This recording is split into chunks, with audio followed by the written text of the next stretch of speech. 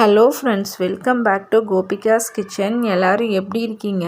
என்ன பண்ணிகிட்ருக்கேன்னா, சாய் கோபிக்கு நோட் புக்ஸ் எல்லாம் கொடுத்துட்டாங்க.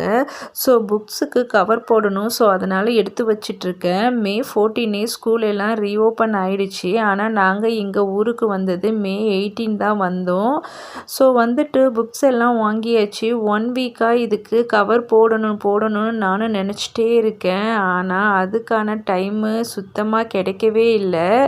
சரி, இன்றைக்கி எப்படியா இருந்தாலும் இதுக்கு கவர் போட்டுட்டு தான் மறுவேளை பார்க்கணுன்னு உக்காந்துட்டேன். வெறும் புக்குக்கு மட்டும்தான் போட போகிறோம். நோட்டுக்கெல்லாம் போடலை. ஏன்னா நோட்டு ரொம்ப ஜாஸ்தி இருக்குது. சாய்க்கு 33யும் கோபிகாவுக்கும் 28ம் இருக்குது. சாய் கோபிக்கு இங்கே ஊருக்கு வர பிடிக்கவே இல்லை. அம்மா வீட்டில் இருக்கிற வரைக்கும் ரொம்ப ஜாலியாக இருந்தாங்க. வெளியெல்லாம் போகலாம், படிக்க வேணாம் முக்கியமாக. ஸோ அதனால் ரொம்ப ஹாப்பியாக இருந்தாங்க. ரிட்டன் இங்கே பெங்களூர் வரும்போது அம்மா இன்னும் 1 வீக் ஆயா வீட்டிலே இருந்துட்டு போகலாம், இன்னும் ஒரு 10 டேஸ் இருந்துட்டு போகலான்னு சொல்லிகிட்டே இருந்தாங்க. ஆல்ரெடி 3 டேஸ் லீவ் வேறு ஆயிடுச்சு.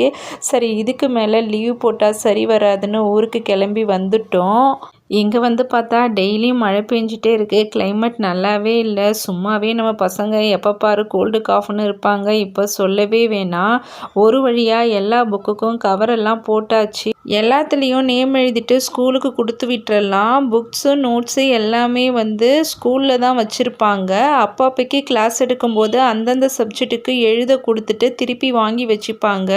பசங்கக்கிட்ட கொடுத்தா நோட்டை மிஸ் பண்ணிடுவாங்கன்னு சொல்லிட்டு எக்ஸாம் டைமில் மட்டும் வீட்டுக்கு படிக்க கொடுப்பாங்க. ஒரு வழியாக எல்லாத்தையும் முடிச்சுட்டு பேக்கில் வச்சு சாயை தூக்குடான்னு சொன்னால் அவனால் தூக்கவே முடியல. ஸோ நான் தான் சாய் கோபி கிளாஸ் ரூமில் கொண்டு போயிட்டு வச்சுட்டு வந்தேன். நெக்ஸ்ட் வீடியோவில் பார்க்கலாம்.